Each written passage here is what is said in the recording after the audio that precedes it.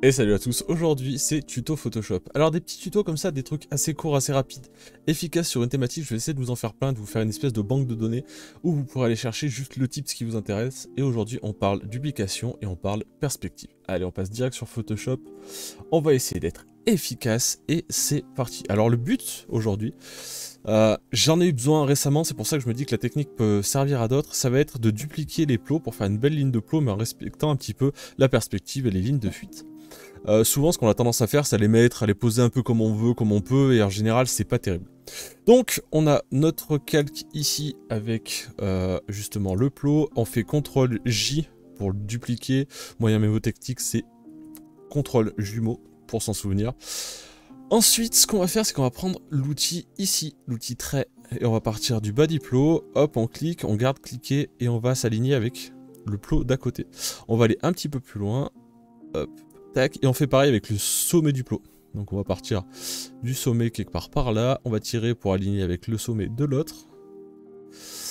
Tac, et comme ça va nous donner notre ligne de fuite. Alors pour le voir et pour pas être trop embêté, ce qu'il va falloir faire c'est revenir avec l'outil recadrage, on va l'agrandir un petit peu. Et ici on va voir justement le croisement de nos deux lignes et on va venir y mettre, tac, une règle dans un sens et une règle dans l'autre. Alors si vos règles ne sont pas affichées, il faut aller dans affichage et cliquer ici pour valider règles pour qu'elles soient bien affichées. Après on a juste à drag and drop pour les placer. Une fois que c'est fait, on annule le recadrage et on vient changer d'outil. On va venir supprimer nos lignes juste ici qui ne servent plus à rien. Parce que nous on avait juste besoin de notre petit point ici pour faire le point de fuite. Et ce qu'on va faire c'est qu'on va venir sélectionner notre plot. Alors ici on va venir prendre... Alors, je sais plus comment il s'appelle celui-là. Outil de sélection d'objets, hop, on l'entoure grossièrement, tac. Et du coup, on voit que ça nous a bien tout sélectionné. Et ce qu'on va faire, c'est encore une fois CTRL jumeau, CTRL J pour le dupliquer. Ensuite, on va faire CTRL T. Alors, CTRL T, T c'est transformation. Alors, du coup, vérifiez bien juste ici que ça, c'est bien coché pour avoir votre petite mire juste là. Et on va venir la déplacer pour la mettre pile poil sur l'intersection. Ok. Notre point d'ancrage du coup il va faire que la transformation va toujours aller vers ce petit point. On va faire Alt enfoncé, prendre la petite poignée et la pousser, hop, et du coup voilà, ça va nous réduire le plot à la bonne taille en direction de la mire. Après hop, on reprend le calque du dessus, CTRL J, CTRL T pour la transformation, on décale la mire, tac tac tac. On tient Alt enfoncé, on attrape la poignée et on décale. Entrée pour valider, CTRL J, CTRL T, la mire, etc., etc., etc. Et vous allez voir qu'assez vite, sans trop se fatiguer et surtout proprement, on va avoir une belle ligne de plot. Tac. Le gars fait n'importe quoi. Hop là. On maintient bien Alt, c'est bien important. Et on va venir le mettre à peu près au milieu.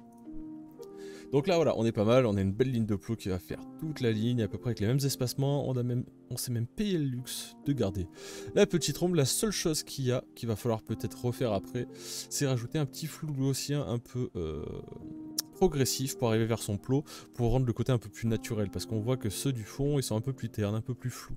Alors si vous voulez faire ça, vous sélectionnez vos plots, vous faites CTRL G pour faire un groupe. Donc on voit bien là tous nos plots ici. CTRL J pour le sauvegarder et le dupliquer, celui d'en dessous vous pouvez le masquer. Et on va le convertir en objet dynamique. Et dessus on va venir y mettre un petit flou. Tac, tac. Ça c'est pas obligatoire, mais ça rend toujours un peu plus sympa. Alors ça sert à rien d'aller trop loin dans le flou, d'accord. Moi je pense que 0,4, 0,5 points c'est pas mal. Tac. On va peut-être même... Allez, 0,7. 0,7 c'est cool.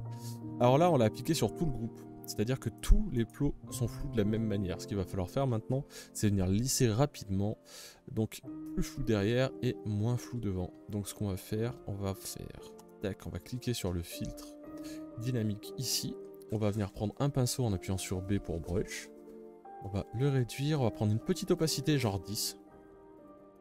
Et on va se mettre ici en couleur noire, parce que quand on peint sur un masque dynamique en noir, on enlève, et quand on peint en blanc, on réaffiche. D'accord, c'est comme une gomme. Quand on est en noir, et on réaffiche quand on est en blanc. Donc ce qu'on va faire, c'est qu'on va partir du plot ici, on va peindre le plot une fois. Ensuite, on va peindre le plot, puis celui d'après une autre fois. Tac. 3. 4. Tac. Et 5. Et du coup, c'est légèrement progressif. Petit message. Hop. On peut le refaire une dernière fois. Tac, tac, tac, tac, tac. Et du coup, vous pouvez le continuer petit à petit. Et on voit que progressivement, ça va être de plus en plus flou.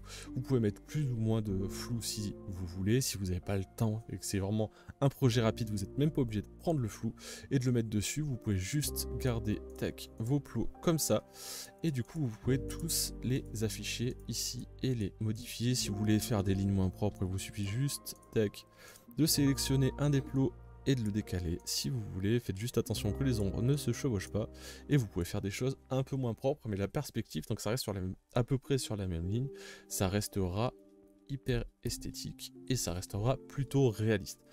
Voilà, j'espère que ce petit tips vous a plu et moi je vous dis à la prochaine. Ciao.